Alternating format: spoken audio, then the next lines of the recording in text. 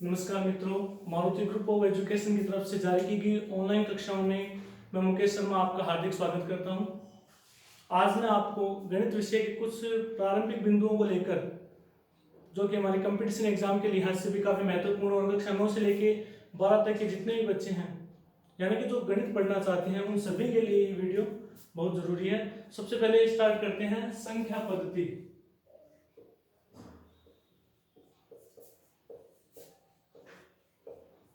आज का जो हमारा पॉइंट है वो संख्या पद्धति को लेकर है। संख्या पद्धति यानी कि नंबर सिस्टम।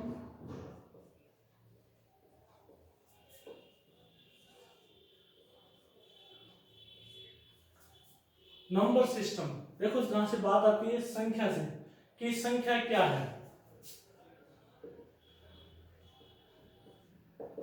संख्या हम सभी जानते हैं, कोई भी संख्या है वो अंकों से मिलकर बनी होती है। जैसे उदाहरण के लिए मैंने लिखा 15 या फिर 45 या फिर 123। ये जितनी भी संख्याएं हैं ये सभी अंकों से मिलकर बनी होती है। इस संख्या में 2 अंक है, 1 और 5, इसमें भी 2 अंक है, 4 5, इसमें है 1 2 3। तो ये जितनी भी संख्याएं होती हैं वो अंकों से मिलकर बनी होती है। और अगर हम दाहिनी तरफ से देखें तो जो पहला अंक आता है वो इकाई का अंक कहलाता है। जो दूसरा अंक होता है ये भी हम जानते हैं कि हम इसको दहाई का अंक, यानी कि ये 1 डिजिट एंड ये 10 डिजिट, यानी कि दहाई का अंक। जो तीसरा है वो आगे सैकड़े का अंक। इसी प्रकार से आगे इकाई, दहाई, सैकड़ा, हजार, 10,000 आगे जारी रहता है।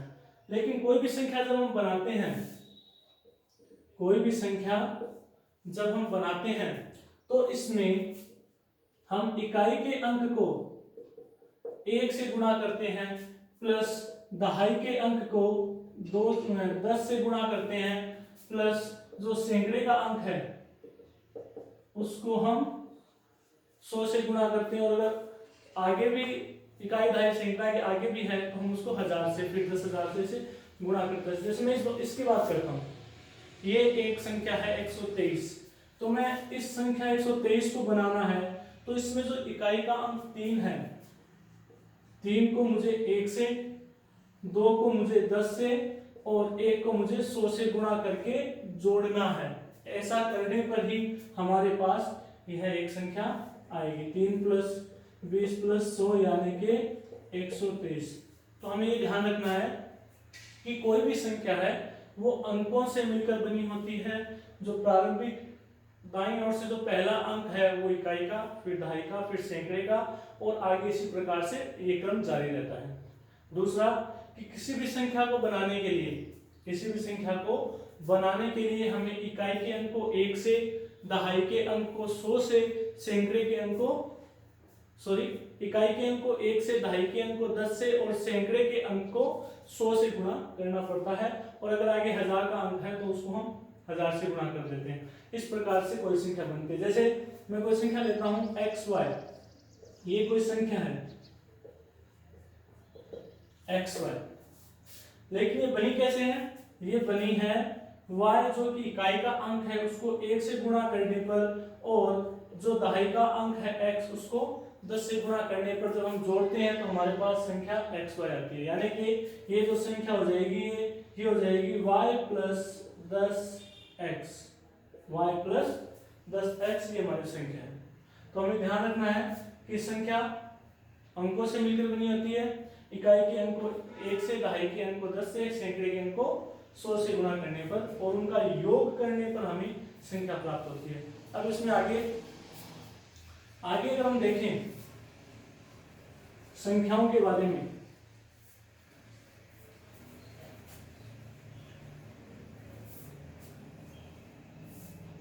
फिर से देखो इसको, कोई भी संख्या है, इकाई के अंक को 1 से, दहाई के अंक को 10 से और सैकड़े के अंक को हम 100 से गुणा करते हैं। अब बात आती है कि कोई संख्या, प्रारंभ में हम क्या देखते हैं? प्रारंभ में हम यही देखते हैं कि जब हम प्रारंभिक कक्षा में पढ़ते हैं तो हमें संख्याओं के बारे में 1 से ही पढ़ाया जाता है, 1 2 3 4 5। तो जो संख्याओं के प्रकार है, संख्याओं के प्रकार, टाइप्स ऑफ नंबर, संख्याओं के प्रकार में जो पहला प्रकार मैं लेता हूं प्राकृत संख्या। प्राकृत संख्या, प्राकृतिक संख्या भी हम इसको कह सकते हैं, या नेचुरल नंबर, नेचुरल नंबर। जो नेचुरल नंबर है वो हमारा प्रारंभ होता है 1 से, 1 2 3 4 और आगे अनंत की ओर जारी रहता है। एक चीज यहां ध्यान रखना, अनंत तक ना हो कि ये अनंत की ओर है, क्योंकि अनंत कोई संख्या नहीं है, इसलिए हम ये नहीं कह सकते हैं कि 1 से लेकर अनंत तक, ये कहना बिल्कुल गलत है। हमें ये ध्यान रखना है 1 से प्रारंभ करके अनंत की ओर जब हम चलते हैं तो वे संख्याएं आपकी प्राकृत संख्याएं कहलाती है। और इसका जो संकेत है, संकेत कह सकते हैं हम, या इसका जो प्रतीक चिन्ह है वो कैपिटल एन होता है, यानी कि इसके प्रतीक चिन्ह को हम कैपिटल एन के द्वारा दर्शाते हैं। अगर प्राकृत संख्याओं में मैं 0 को और जोड़ देता हूं, प्राकृत संख्याओं में 0 को और जोड़ देता हूं तो वे बन जाती है पूर्ण संख्याएं, यानी कि होल नंबर।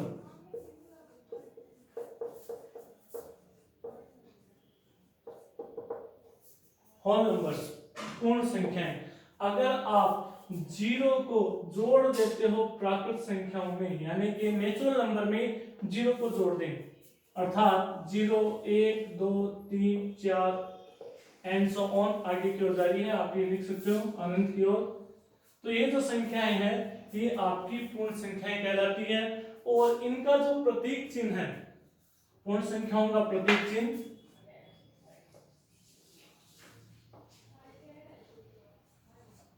कैपिटल W होता है, ठीक है। पूर्ण संख्याओं का प्रतीक चिन्ह कैपिटल W, प्राकृत संख्याओं का प्रतीक चिन्ह कैपिटल N, पूर्ण संख्याओं का प्रतीक चिन्ह कैपिटल W। ध्यान रखना है प्राकृत संख्याएं 1 से प्रारंभ होती है और अनंत की ओर अग्रसर रहती है।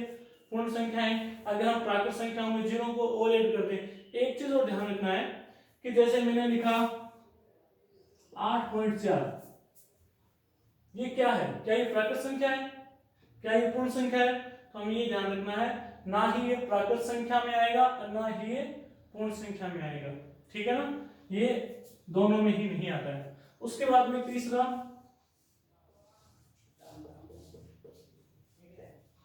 पूर्णांक, यानी कि इंटीजर्स। देखो नाम से स्पष्ट हो गया, पूर्ण अंक, पूरा अंक। तो इसके अंदर क्या है, इसके अंदर 0 1 2 3 4 ये तो आएंगे ही आएंगे, साथ ही साथ इसके पहले वाले जो पूर्णांक है, जैसे -1 -2 -3 एंड सो ऑन, यानी कि आगे माइनस अनंत की ओर, यानी कि माइनस अनंत की ओर तक और इधर प्लस अनंत की ओर तक, ये सारा का सारा इसके अंदर आ जाएगा। या फिर हम इसको ऐसे लिख सकते हैं 0 +-1 +-2 +-3 +-4, इस प्रकार से ये जो संख्याएं हैं ये हमारी पूर्णांक कहलाती है। और पूर्णांक को हम कैपिटल Z से भी प्रकट कर सकते हैं, यानी कि इसका जो प्रतीक चिन्ह है वो कैपिटल Z आता है।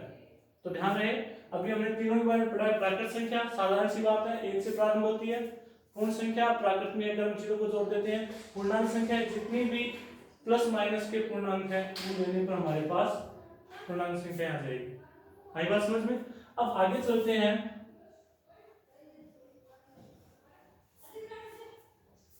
तो हमारे पास आता है एक कि वास्तविक संख्याओं के बारे में जब हम पढ़ते हैं तो उसमें आता है पहले परिमेय संख्या।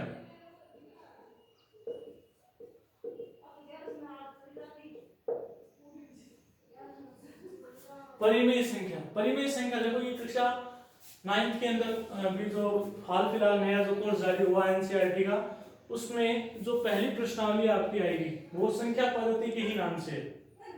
कक्षा 10 के अंदर जो आपकी दूसरी प्रश्नावली है और तीसरी है, उसमें भी परिमेय संख्या के बारे में ही है। तो है क्या परिमेय संख्या? परिमेय संख्या यानी कि रेशनल नंबर,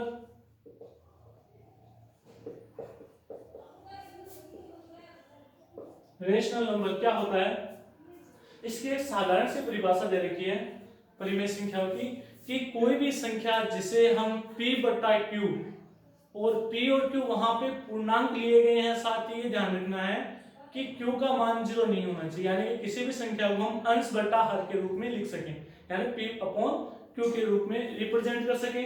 दूसरा q की वैल्यू 0 नहीं होनी चाहिए। कैसे, देखो इसकी परिभाषा, किसी संख्या को p बटा q के रूप में लिखा जाए, किसी संख्या को p बटा q के रूप में लिखा जाए तो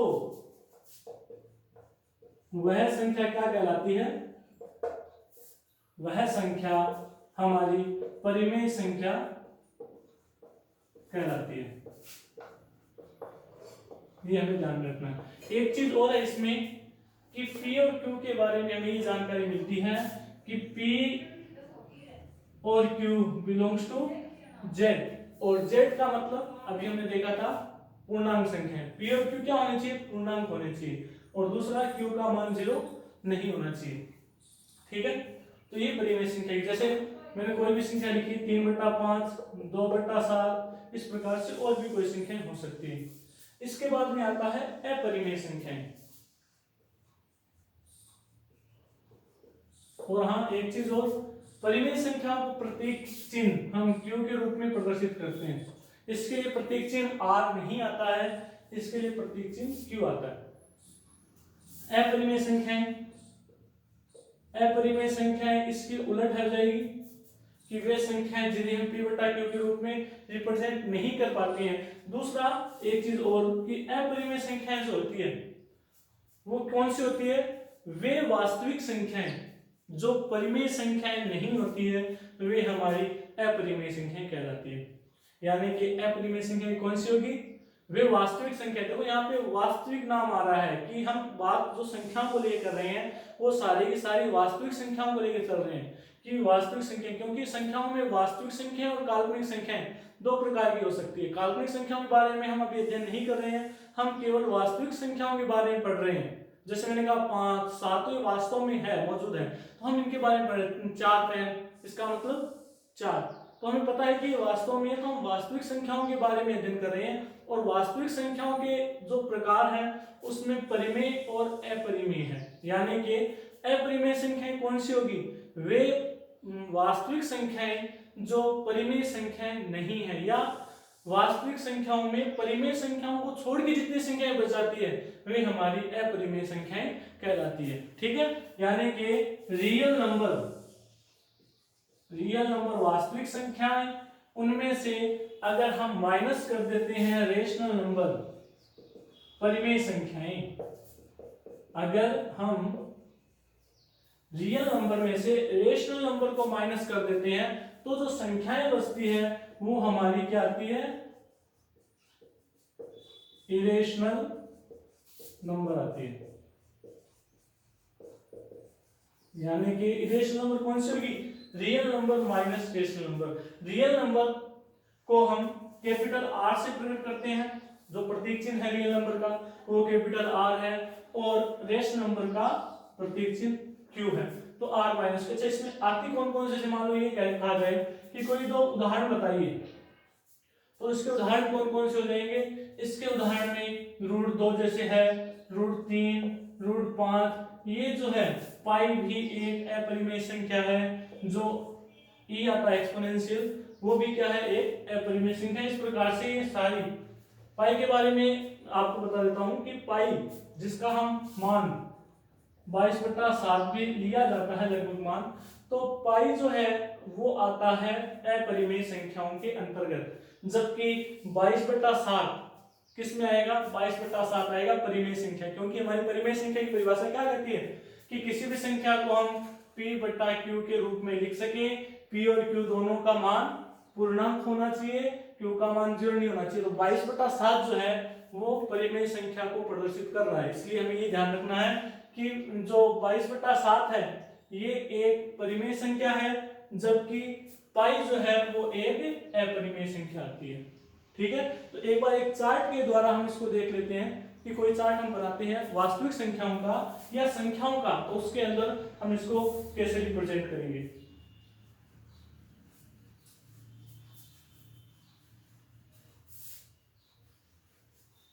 देखिए संख्याओं की हम बात कर रहे हैं, संख्याएं चल रही है हमारी, तो जो संख्याएं हैं उसको हम ये कह सकते हैं कि वास्तविक संख्याएं जिनके बारे में हम पढ़ रहे हैं।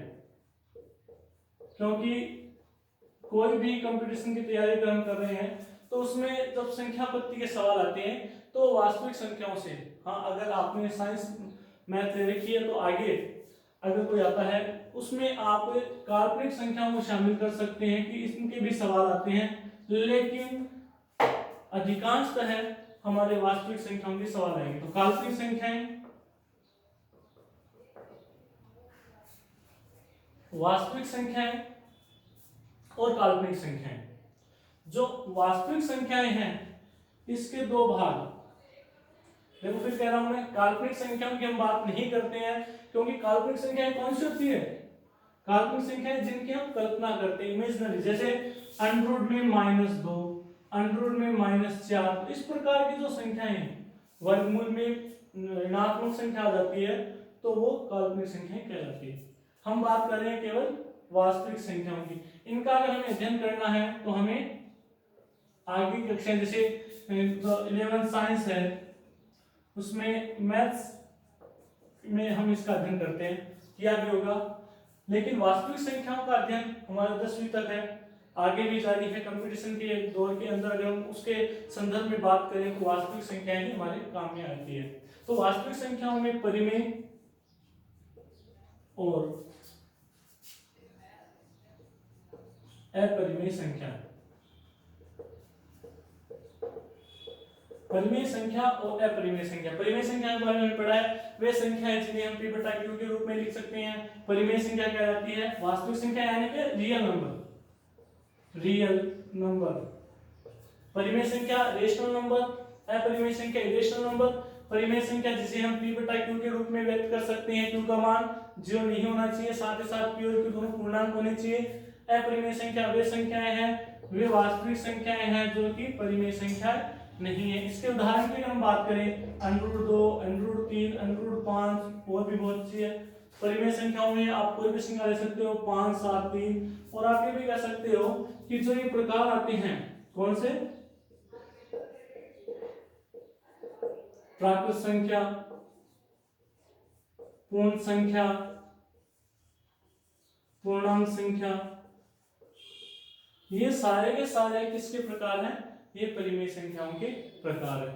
अब इससे आगे बढ़ते हैं कि हमने वास्तविक संख्याओं के बारे में अध्ययन किया है, काल्पनिक का हम यहाँ पे अध्ययन नहीं कर रहे हैं। आगे जो कि छोटी कक्षा में भी हम पढ़ते हैं वो है सम और विषम संख्याएं। हम सभी इनके बारे में अवगत है, लेकिन वही बात है कि जब हम संख्या पद्धति के बारे में पढ़ रहे हैं तो हमें उनके बारे में भी अध्ययन करना पड़ेगा। सम संख्या, हम सभी जानते हैं कि सम संख्याएं वे संख्याएं होती है जिनमें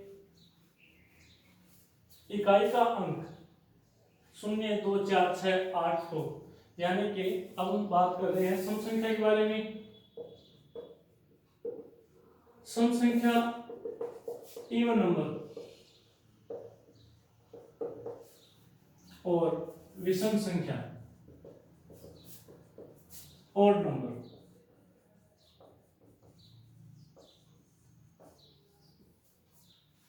सम संख्या वे संख्याएं होती है जिनमें 2 का पूरा पूरा भाग चला जाता है, हमारी यही परिभाषा है। वे संख्याएं जिनमें 2 का पूरा पूरा भाग चला जाता है, और विषम संख्याएं 2 का भाग पूरा पूरा नहीं जाता है।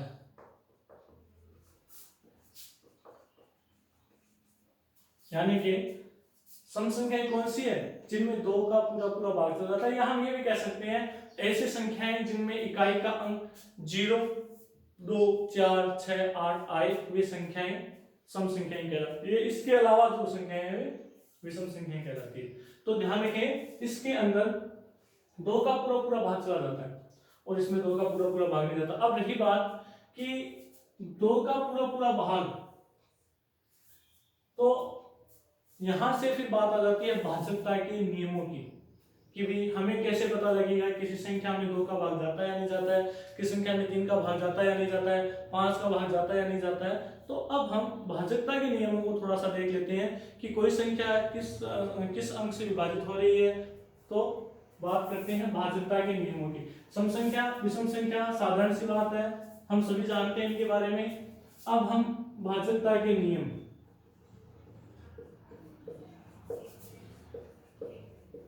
देखो पहला जो आता है वो है 2 से भाजकता का नियम या 2 से विभक्त होने का नियम।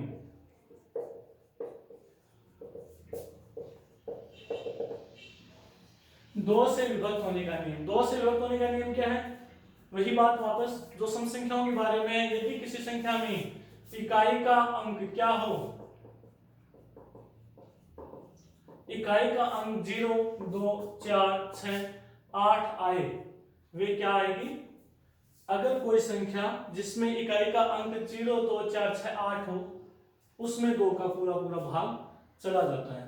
दूसरा, एक चीज और, एक सवाल आपके लिए कि क्या 0, 1 या फिर आप ये लिखो 0 क्या है? 0 क्या है? इसके ऑप्शन मैं दे रहा हूं, सम संख्या, बी विषम संख्या, सी या से दोनों, और द कोई भी नहीं। यानी कि 0 जो है वो सम संख्या है या विषम संख्या है, हमें इसके बारे में बताना है। सम संख्या, विषम संख्या या सम और विषम दोनों हैं या इनमें से कोई भी नहीं है। तो अब हम बात करते हैं 3 से विभक्त होने का नियम। 3 से विभक्त होने का नियम, 3 से विभक्त होने का नियम यह है कि अगर किसी भी संख्या में अगर हम उसके अंकों को जोड़ते हैं और उसमें 3 का पूरा पूरा भाग जाता है, जैसे मान लो मैंने एक संख्या ले ली 1, 2, 3 और मैंने कहा कि क्या इस संख्या में 3 का भाग जाता है, या और भी ले सकते हैं 1, 2, 3, 4, 5, ये संख्या है 12,345 और आपसे किसी ने पूछ लिया कि क्या इस संख्या में 3 का पूरा पूरा भाग जाता है, तो हम वहां पे भाग दे के नहीं देखेंगे कि हाँ भाई जा रहा है या नहीं जा रहा है। भाग दिए बगैर अगर हमें जांच करनी हो कि क्या ये संख्या 3 से विभाजित हो रही है या नहीं हो रही है, उसके लिए भाजकता के नियम काम में आते हैं। कई बार ये भी कि हम इनको क्यों पढ़ते हैं, हम भाग दे के भी देख सकते हैं, लेकिन समय को बचाने के लिए हमें भाग देने की बजाय ये जो नियम है वो काफी हमारे उपयोगी साबित होते हैं। तो यहाँ पे 3 का भाजकता का नियम ये कहता है किसी भी संख्या के अंकों को आप जोड़िए और उस जोड़ में अगर 3 का पूरा पूरा भाग जाता है तो वो संख्या 3 से विभाजित होगी। तो यहाँ पे मैं इनको जोड़ता हूं, 5 और 4 9 10 11 12 13 और 1 15 15 में 3 का भाग जाता है। हो सकता है मान लो कोई संख्या बड़ी आ जाए तो आप इसको फिर से जोड़ लीजिए 6, क्या 6 में 3 का पूरा पूरा भाग जाता है? यदि हाँ तो संख्या 1 2 3 4 5 में भी 3 का पूरा पूरा भाग जाएगा। तो 3 का भाजकता का नियम क्या होगा? यदि किसी संख्या के अंकों को जोड़ने पर उसमें 3 का पूरा पूरा भाग जाता है तो उस संख्या में भी 3 का पूरा पूरा भाग जाएगा। उसके बाद में बात करते हैं 4 का भाजकता का नियम। कि 4 का भाजकता का नियम क्या है? तो 4 का भाजकता का नियम देखो, जैसे हमने 2 के भाजकता के नियम में क्या देखा था कि इकाई का अंक जो है वो ये होना चाहिए, और जब बात 4 की आती है तो उसमें इकाई और दहाई दोनों अंक हमें देखने पड़ते हैं कि कोई भी संख्या है उसमें अंतिम दो का मतलब इकाई और दहाई, अंतिम 2 जो अंक है क्या वो 4 से पूर्णतः विभाजित हो रहे हैं क्या? उदाहरण के लिए जैसे मैंने लिखा 1 2 3 4, 5 6,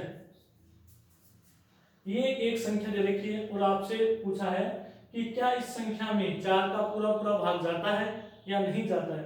तो इसके लिए हम केवल इकाई और दहाई यानी कि हम केवल 56 को लेंगे और हम ये देखेंगे क्या 56 में 4 का भाग जाता है क्या, और हमें ये पता है कि 56 में 4 का पूरा पूरा भाग जाता है, 4 का पूर्णतया भाग जाता है 56 में।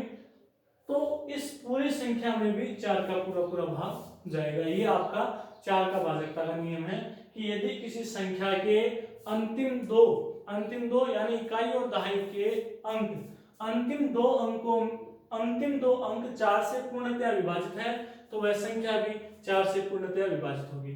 उसके बाद में बात करते हैं 5 से भाजकता का नियम, जो कि बहुत सरल है। जिस प्रकार से 2 में हम ये देखते हैं कि 0 2 4 6 8 आना चाहिए, उसी प्रकार से 5 का भाजकता का नियम ये कहता है कि यदि किसी संख्या में इकाई का अंक 0 या 5 आए, क्या आना चाहिए, 0 या 5। 5 का भाजकता का नियम, यदि किसी संख्या में इकाई का अंक 0 या 5 हो, केवल संख्या को देख के हम बता सकते हैं कि इसमें 5 का भाग जाएगा या 5 का भाग नहीं जाएगा। तो किसी संख्या में इकाई का अंक 0 या 5 हो तो वे संख्याएं 5 से पूर्णतया विभाजित होगी। उसके बाद में आता है 6 से भाजकता का नियम। 6 से भाजकता का नियम क्या है? 6 से भाजकता का नियम जानने के लिए हम ये देखना है कि जिस संख्या का हम भाजकता का नियम देख रहे हैं कि किस संख्या में 6 का भाग जा रहा है या नहीं जा रहा है, क्या उसमें 2 का भाग जा रहा है, क्या उसमें 3 का भाग जा रहा है। तो अगर कोई ऐसी संख्या है जिसमें 2 और 3 दोनों का भाग जाता है तो उस संख्या में 6 का पूर्णतया भाग जाएगा। ये 6 का भाजकता का नियम हम कह सकते हैं कि यदि किसी संख्या में 2 तथा 3 दोनों का भाग जा रहा हो तो वह संख्या 6 से पूर्णतः विभाजित है। यानी कि 6 के भाजकता के नियम के लिए हमें यह देखना है कि 2 का और 3 का भाजकता का नियम उस संख्या में अप्लाई हो रहा है या नहीं हो रहा है। अगर हो रहा है तो उसमें भी 6 का, जैसे मान लो मैंने कोई संख्या लिखी 1 2 3 4, इस संख्या में 2 का पूर्णतः भाग जा रहा है लेकिन इसमें 3 का पूर्णतः भाग नहीं जा रहा है, क्योंकि 2 का तो इसलिए जा रहा है इकाई का अंक 4 है, 3 का इसलिए नहीं जा रहा है क्योंकि जब हम इसके अंकों को जोड़ते हैं 4 3 7 दोनों और 1 10 और 10 में 3 का भाग नहीं जाता है तो इस संख्या में 6 का भाग नहीं जाएगा। मान लो मैंने यहाँ पे संख्या ले ली ये, तो क्या इस संख्या में 2 का भाग जा रहा है? बिल्कुल जा रहा है। इस संख्या में 3 का भाग जा रहा है? नहीं जा रहा है। तो इस संख्या में भी 6 का भाग नहीं जाएगा। तो कोई भी एक ऐसी संख्या आप ले सकते हैं जिसमें 2 और 3 दोनों का भाग जा रहा हो, जैसे ये ले लिया मैंने, इकाई का अंक 8 2 का भाग जा रहा है, अंकों को जोड़ते हैं 8 4 12 3 का भाग जा रहा है, तो इसमें भी क्या हो जाएगा 6 का भाग। संख्या को बढ़ा भी सकते हैं, जैसे मैंने लिया 4 8 1 2, यहाँ पे आप ये ले लो। तो इस संख्या में जब हम देखते हैं कि 6 4 8 1 2 जो संख्या है इसमें 2 का और 3 का भाग जा रहा है, अगर दोनों का भाग जाएगा तो इस संख्या में भी 6 का पूर्णतः भाग जाएगा। अब बात करते हैं 7 से भाजकता के नियम की, और 7 से भाजकता का नियम थोड़ा सा अलग है, उसके बारे में देखते हैं। फिर से एक बार इनके बारे में देख लेते हैं कि 2 से भाजकता का नियम है कि इकाई का अंक 0 2 4 6 8 है। 3 से भाजकता का नियम है अंकों के योग में 3 का पूरा पूरा भाग जाना चाहिए। 4 से भाजकता का नियम है कि उसके अंतिम 2 अक्षर इकाई और दहाई उनसे बनी संख्या में 4 का पूरा पूरा भाग जाता है तो उस संख्या में 4 का भाग जाएगा। 5 का भाजकता का नियम है कि यदि किसी संख्या के इकाई का अंक 0 या 5 आए तो उस संख्या में 5 का पूरा पूरा भाग जाता है। उसके बाद में 6 से भाजकता का नियम, 2 और 3 दोनों का भाग अगर किसी संख्या में जाता है तो उस संख्या में भी 6 का पूरा पूरा भाग जाएगा, अन्यथा उस संख्या में 6 का भाग नहीं जाएगा। बात करते हैं 7 की।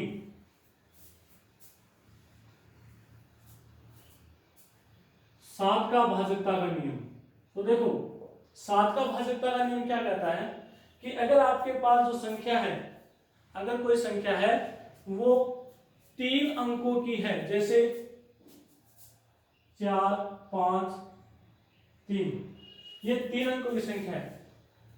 अगर 3 अंकों की संख्या है तो अंतिम अंक को 2 गुना करके बची हुई संख्या में से घटा दो। अंतिम अंक को 2 गुना करके बची हुई संख्या में से घटा दो, और जो परिणाम मिलता है हमें, अगर उसमें 7 का भाग जाता है तो वह संख्या भी 7 से विभाजित होगी। यहां हम ये देखते हैं कि इसमें 39 में 7 का पूरा भाग नहीं जाता है, तो ये संख्या 7 से विभाजित नहीं होगी। और भी कोई अगर हम लेके देखें तो हमें केवल यही चेक करना है कि इकाई के अंक का 2 गुना बची हुई संख्या में से घटाने पर जो परिणाम प्राप्त होता है वो 7 से विभाज्य होने पर, यहां 7 से विभाज्य नहीं है, 7 से विभाज्य नहीं है, इसलिए इस 453 में भी 7 का पूरा भाग नहीं जाएगा। अगर यहाँ पे मान लो 35 आ जाता, 42 आ जाता, तो ये 7 से विभाज्य होता। तो ये ध्यान रखना है कि 7 का भाजकता का नियम 3 अंकों के लिए ऐसा है। अगर कोई संख्या 3 अंक से बड़ी हो तब हम क्या करेंगे, उस केस में देखो क्या करते हैं। जैसे मैंने लिया 1 2 3 4 5 6 7 8 6, मान लो ये ले लिया मैंने 7 6, इतना ले लेते हैं। 1 2 3 4 5 6 7 8, एक ही उदाहरण ले रहा हूं मैं। इसमें भी क्या करना है, दाएं तरफ से 3 के जोड़े बनाने हैं। जब 3 के जोड़े बनाते हैं तो चलो 9 भी ले लेते हैं, कोई दिक्कत नहीं है। तो एक पहला जोड़ा ये, दूसरा ये और तीसरा ये, हमने 3 जोड़े बनाए हैं। अब हम क्या करते हैं, इनको एकांतर क्रम से जोड़ते और घटाते हुए चलते हैं। कैसे, देखो ये आपका पहला, ये दूसरा और ये तीसरा है। तो आप 7 8 9 -4 5 6 +1 2 3, यानी कि देखो क्या करना है, हमें 3 के जोड़े बनाने हैं। उसके बाद में एकांतर क्रम से घटाते और जोड़ते हुए चलते हैं, यानी पहले हमें घटाना है, फिर जोड़ना है, फिर घटाना है, फिर जोड़ना है। तो यहाँ पे 3 जोड़े बने हैं, तो इसमें से ये माइनस करो और ये ऐड करो। देखो कितना आता है, 9 में से 6 घटा दो 3 में 3 जोड़ा 6, 8 में से 5 घटा दो 3 में 2 जोड़ा 5, 7 में 4 घटा दो 3 में 1 जोड़ा 4, यह है 456। ठीक है। अब देखो क्या करना है हमें, जो इकाई का अंक है, अब इसके लिए वैसा ही कि इकाई के अंक को 2 गुना करके इसमें से माइनस कर देंगे। तो इकाई का अंक 6 है, इसको 2 गुना किया 12, 45 - 12 कितना बचा, 33। तो 33 जो है उसमें 7 का पूरा भाग नहीं जाता है, तो इस संख्या में भी 7 का पूरा भाग नहीं जाएगा। ये आपका 7 का भाजकता का नियम है। ठीक है, फिर से सुन लो, अगर किसी संख्या में 7 का भाग जाता है या नहीं जाता है, इसकी हमें पहचान करनी है। तो हम क्या करते हैं, 3 के दाईं तरफ से जोड़े बनाते हैं। कई बार 3 के जोड़े, जैसे 1 2 3 4 5 6 ने लिखा, 7 लिखा, तो पहला जोड़ा ये, दूसरा ये और तीसरा क्या आ जाएगा, 1 आ जाएगा। तो हम क्या करेंगे, 567 - 234 +1, इस प्रकार से जोड़े बनाने हैं। और जितना आता है उसमें फिर जो इकाई का अंक है उसको 2 गुना करके माइनस करते हैं, और माइनस करने पर जो संख्या आती है उसमें अगर 7 का भाग जाता है तो वो संख्या 7 से विभाज्य हो जाएगी। यहाँ पे 33 में 7 का भाग नहीं जाता है तो 7 से विभाज्य नहीं। ठीक है, अब बात करते हैं 8 का भाजक। आप ऐसे कुछ उदाहरण लेके देख सकते हैं, तो इसलिए प्रयास करना है इनका कि इस प्रकार के उदाहरण आप कर पाओ। कुछ और भी उदाहरण आप ले सकते हो। 8 का भाजकता का नियम, 8 का भाजकता का नियम क्या है, जिस प्रकार से हमने 4 का भाजकता का नियम देखा, 4 का भाजकता का नियम ये कहता है कि जिस किसी संख्या में इकाई और दहाई अंतिम 2 अंकों में अगर 4 का पूरा भाग जा रहा है तो वो संख्या 4 से विभाजित होती है। ठीक इसी प्रकार से 8 का भाजकता का नियम ये कहता है कि अंतिम 3 अंक, इकाई, दहाई और सैकड़ा, अंतिम 3 अंकों में अगर 8 का भाग जा रहा है तो उस संख्या में भी 8 का पूरा भाग चला जाएगा। 8 का भाजकता का नियम।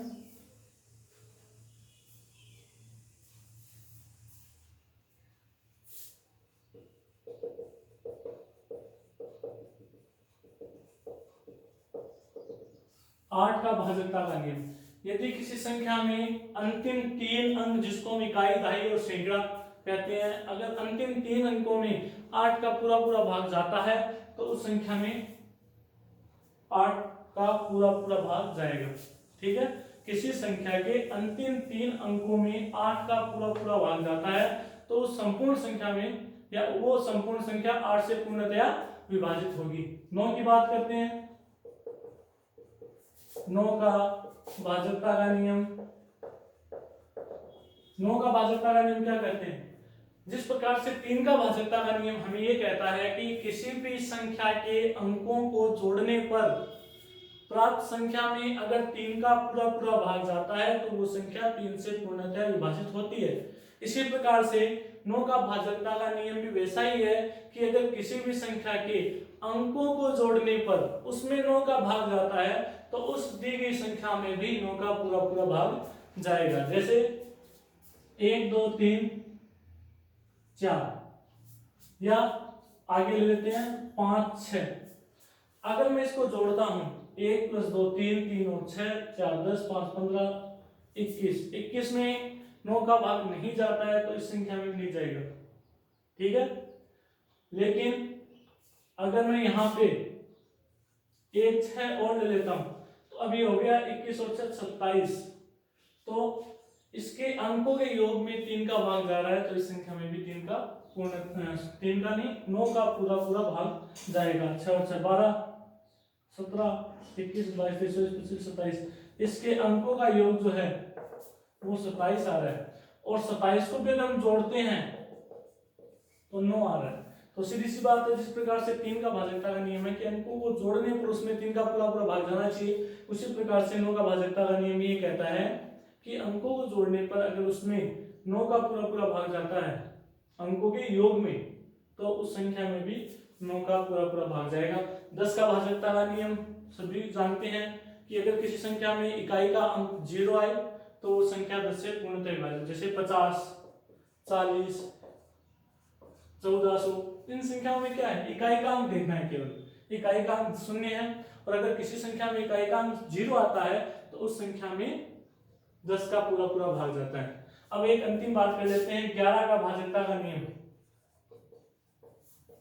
जिस प्रकार से हमने देखा कि बाकी जो नियम है भाजकता के नियमों में, उनमें 7 का नियम थोड़ा सा अटपटा है, उसी प्रकार से जो 11 का भाजकता का नियम है वो भी इनसे थोड़ा हटके है। देखो क्या होता है कि 11 का जो भाजकता का नियम है उसमें भी हम दाईं तरफ से एकांत रूप, जैसे मैंने लिखा 1 2 3 4 5 6 7, दाईं तरफ से एकांत रूप से चलते हैं और विषम स्थान वाले अंकों को और सम स्थान वाले अंकों को अलग अलग कर लेते हैं। जैसे ये जो स्थान है 1 नंबर का, ये स्थान है 3 नंबर का, ये स्थान है 5 नंबर का, और ये स्थान है 7 नंबर का।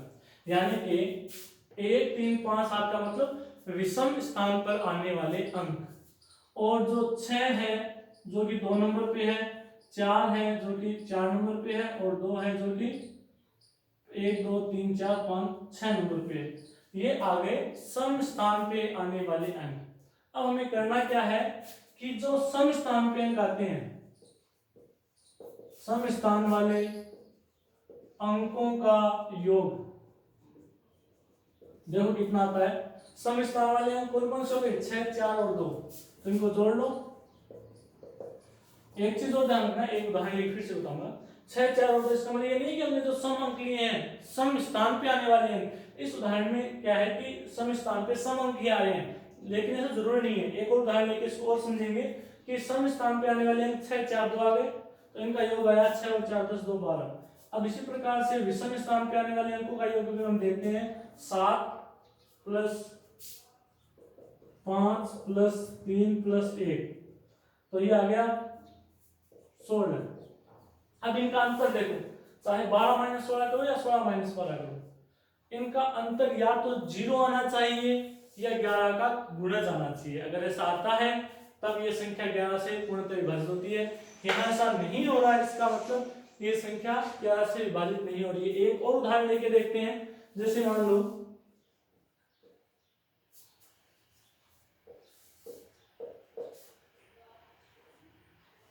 मैंने ये संख्या ले ली, ठीक है, या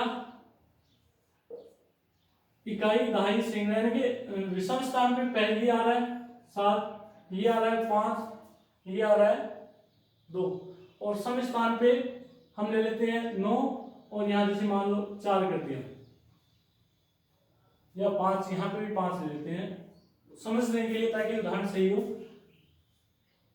ये हमने एक संख्या ली है 25,597, और हमें देखना है कि ये 11 से विभाजित होती है या नहीं है। तो सम स्थान वाले अंक, सम स्थान वाले अंकों का योग, अगर मैं योग करता हूं सम स्थान पे, देखो ये आ गया 9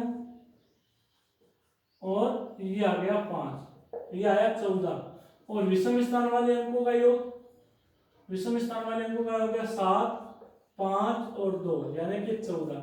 अब इनका अंतर कितना आ रहा है, इनका अंतर आ रहा है 0। जब इनका अंतर 0 आ रहा है तो हम ये कहेंगे कि ये संख्या 11 से पूर्णतया विभाजित होगी। अंतर 0 आए, या मान लो यहाँ पे 11 का कोई गुणज आता है, तब भी हम यही कहेंगे कि ये संख्या 11 से पूर्णतया विभाजित होती है। यहाँ पे अंतर क्या आ रहा है, यहाँ पे अंतर 0 आ रहा है, अगर 0 ना आके 11 का गुणज आता तो भी हम यही कहते हैं ये संख्या 11 से पूर्णतः विभाजित होती है। तो ये क्या है, भाजकता के नियम है। एक बार मैं इनको वापस रिपीट कर देता हूँ कि 2 का भाजकता का नियम, इकाई का अंक 0, 2, 4, 6, 8 आए। 3 का भाजकता का नियम, अंकों के योग में 3 का पूरा पूरा भाग जाना चाहिए। 4 का भाजकता का नियम, जिस किसी संख्या के इकाई और दहाई यानी कि अंतिम 2 अंकों में 4 का पूरा पूरा भाग जाता है, उस संख्या में 4 का भाग जाएगा। उसके आगे 5 का भाजकता का नियम, 5 का भाजकता का नियम का सरल है कि अगर किसी संख्या के इकाई में या इकाई अंक में 0 या 5 आए तो उस संख्या में 5 का पूरा पूरा भाग जाता है।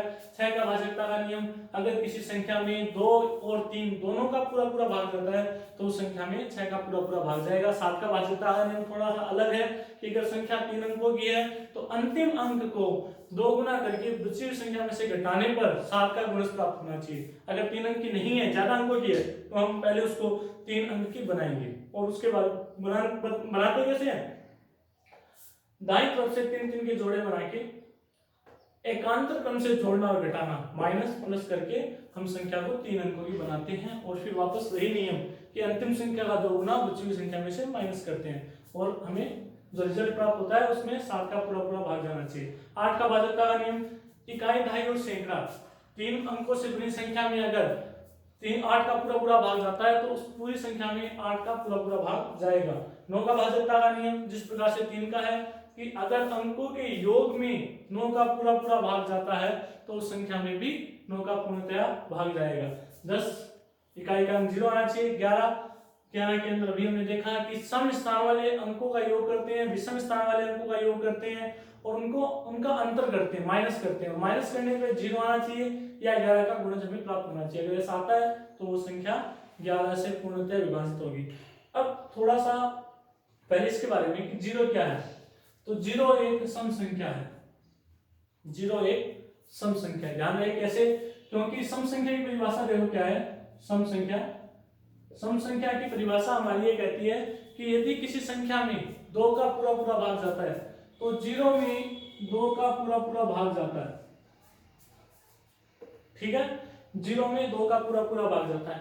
दूसरा देखो सम संख्या जो है, अगर मैं संख्या रेखा की बात करता हूं, संख्या रेखा में इस प्रकार से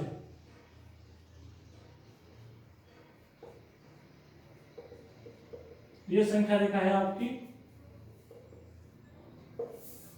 तो इसमें अगर हम चलते हैं तो एक स्थान के बाद में सम और विषम एकांतर क्रम से आते हैं। जैसे 3 एक विषम संख्या है, फिर 4 एक सम संख्या आएगी, फिर 5 एक विषम संख्या आएगी, 6 एक सम संख्या आएगी। विषम सम विषम सम, तो इधर भी चले हम तो 2 क्या आ जाएगी, सम और उससे पहले विषम और उससे पहले सम। तो इस प्रकार से भी हम देख सकते हैं कि 0 एक सम संख्या। ध्यान रहे 0 को सम संख्या के अंदर काउंट किया जाता है। अब आगे थोड़ा सा बढ़ते हैं हम अभाज्य संख्याओं के बारे में। अभाज्य संख्याएं क्या होती है।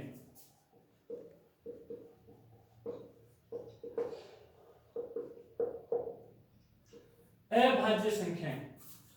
तो सीधी सी बात है, जब हम अभाज्य गुणनखंड करते हैं तो हम यही देखते हैं कि उनमें अभाज्य संख्या आनी चाहिए। तो इसकी परिभाषा क्या कहती है कि वे संख्याएं जिनके जो गुणनखंड है केवल और केवल दो ही गुणनखंड, जैसे उनका एक अद्वितीय गुणनखंड होना चाहिए। जिसमें बात करता हूं 13 की, अगर मैं 13 के टुकड़े करता हूं तो 13 गुणा 1 और 1 गुणा 13 ये एक ही बात है।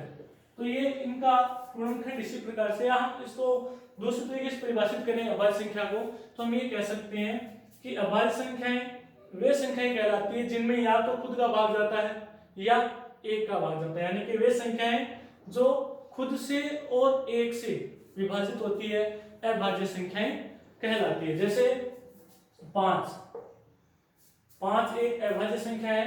5 या तो खुद से विभाजित होगी या 5 एक से विभाजित होगी। इसके अलावा 5 को कोई विभाजित नहीं कर सकता। और ये ध्यान रखें कि 1 जो है वो अभाज्य संख्या नहीं है। तो सबसे छोटी जो अभाज्य संख्या है वो आपकी 2 है। यानी कि अगर अभाज्य संख्याओं की बात की जाए तो सबसे छोटी या सबसे प्रारंभिक अभाज्य संख्या 2, 3, 5, 7, 11 इस प्रकार से ये अभाज्य संख्याएं। अगर मैं 1 से 100 तक की बात करूं, एक बार डायरेक्ट पूछ लिया जाता है कि 1 से 100 तक कुल कितनी अभाज्य संख्याएं हैं, तो आपको ये ध्यान होना चाहिए 1 से 100 तक 25 अभाज्य संख्याएं हमें प्राप्त होती है। ठीक है, 1 से 100 तक 25 अभाज्य संख्या प्राप्त होती है। फिर से ध्यान रखें कि एक जो है एक अभाज्य संख्या नहीं है। एक जो है वो अभाज्य संख्या नहीं है। ठीक है, अभाज्य संख्याएं 2 से प्रारंभ होती है। और एक दूसरी चीज, अगर सवाल ये हो सबसे बड़ी सम अभाज्य संख्या, सबसे बड़ी सम अभाज्य संख्या, तो आपको ये ध्यान रखना है कि 2 एकमात्र ऐसी सम संख्या है जो अभाज्य संख्या है। यानी कि अभाज्य संख्याओं में केवल सम संख्या 2 है जो अभाज्य है। इसके अलावा कोई भी सम संख्या अभाज्य संख्याओं में नहीं आएगी। इसके बाद में आता है सहअभाज्य संख्याएं।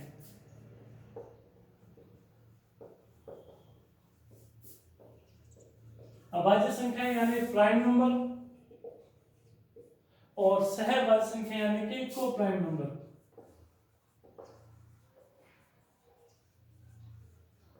को प्राइम नंबर, देखो अभाज्य संख्या में ये चीजें हैं कि उसमें या तो खुद का भाग जाना चाहिए या एक का। लेकिन जब मैं बात करता हूं सहअभाज्य संख्याओं की, तो एक चीज तो ये ध्यान रखनी है, इसमें पूरा पेयर आता है, एक पूरा युग्म यानी कि पेयर आएगा, अर्थात इसमें 2 संख्याएं होंगी। दूसरा, इसके नाम से नहीं कि अभाज्य है तो हमें दोनों ही अभाज्य संख्या लेनी है, 2 संख्याएं लेनी है हमें, चाहे वो अभाज्य हो या भाज्य हो। वैसे देखा जाए अभाज्य के बाद में भाज्य संख्याएं, तो भाज्य संख्याएं वे हैं जो अभाज्य नहीं हो। ठीक है, जिसमें जिसके मतलब खुद के अलावा और एक के अलावा किसी और का ही भाग जाता हो। जैसे मैंने ले लिया 14 जो है इसमें 14 और 1 का तो भाग जाता ही है, साथ में इसमें 2 का भाग भी जाता है, इसमें 7 का भाग भी जाता है। तो इस प्रकार की संख्याएं भाज्य संख्याओं के अंतर्गत आती है, जिसमें खुद के और एक के अलावा अन्य संख्याओं का भी भाग जाता है, वो आपकी भाज्य संख्याएं। और जिसमें खुद और एक के अलावा किसी और का भाग नहीं जाता है वो आपकी अभाज्य संख्याएं कहलाती है। तो भाज्य और अभाज्य के बाद में सहभाज्य। सहभाज्य संख्या यहाँ पे जरूरी नहीं है कि वे अभाज्य संख्या है, हाँ हो सकता है, जैसे 3 और 5 ये जो युग्म है ये सहभाज्य संख्या का है, 3 और 5 सहभाज्य संख्या का युग्म है। लेकिन 4 और 5 भी क्या है, सहभाज्य संख्या है। तो सहभाज्य संख्या की परिभाषा क्या है, वे 2 संख्याएं जिनका HCF हाईएस्ट कॉमन फैक्टर जो है वो 1 आना चाहिए, जिनका HCF का मान 1 आता है, वे संख्याएं सहअभाज्य संख्याएं कहलाती है। तो आज के लिए अभी इतना ही, बाकी की चर्चा हम अपने अगले टॉपिक में करेंगे। ठीक है, अगर इसमें कोई आपको समस्या आए कहीं पे भी तो आप कमेंट के द्वारा अपना क्वेश्चन कोई भी है वो आप पूछ सकते हैं और उसका उत्तर आप प्राप्त कर सकते हैं। धन्यवाद।